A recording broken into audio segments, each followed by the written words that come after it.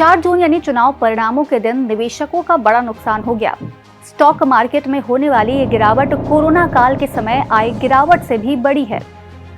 Corona के समय जहां सेंसेक्स करीब 6% के आसपास टूटा था, वहीं 4 जून को सेंसेक्स 7.97% तक, जबकि निफ्टी 50 में 8.37% की गिरावट आ चुकी है। इस गिरावट में निवेशकों की करीब 40 लाख करोड़ रुपए की पूंजी खाक हो गई, जिसे राहुल गांधी शेयर मार्केट का बिग स्कैम बता रहे हैं।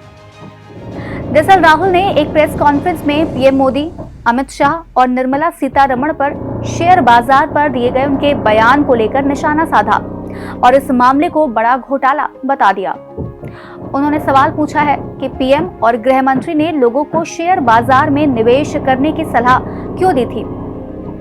यही नहीं, उन्होंने इस मामले की जांच जेपीसी यानी कि जॉइंट पार्लियामेंट्री कमेटी से कराने की मांग भी की है।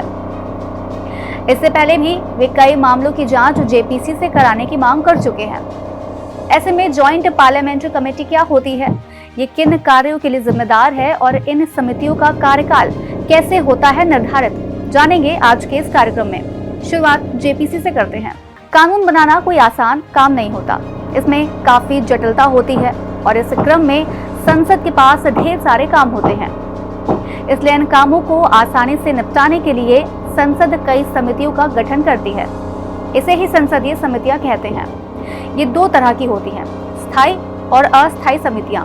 अस्थायी समितियों में से ही एक होती है संयुक्त संसदीय समिति यानी कि जॉइंट पार्लियामेंट्री कमेटी।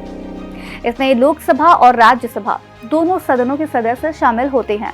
इसका गठन किसी विशिष्ट विषय या मसले की जांच करने के लिए किया जाता है जो संसद के लिए महत्वपूर्ण होता है। जेपीसी के पास जांच करने की व्यापक शक्तियां होती हैं, जिनमें गवाहों को बुलाना, साक्ष्य इकट्ठा करना और रिपोर्ट तैयार करना शामिल है। ये रिपोर्ट सरकार को सौंपी जाती है, जो इस पर कार्रवाई करने के लिए बाध्य है।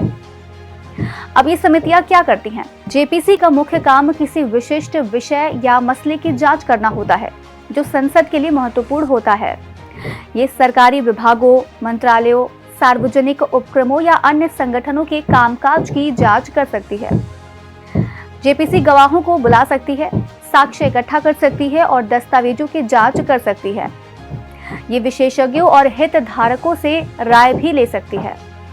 इसके बाद जेपीसी अपनी जांच के आधार पर रिपोर्ट तैयार करती है। इस रिपोर्ट में निष्कर्ष और सिफारिशें शामिल होती हैं। रिपोर्ट संसद को सौंपी जाती है, जो इस पर बहस करती है और इसे स्वीकार या फिर अस्वीकार करती है। इसके बाद जेपीसी सरकार को जवाबदेह बनाने में मदद करती है।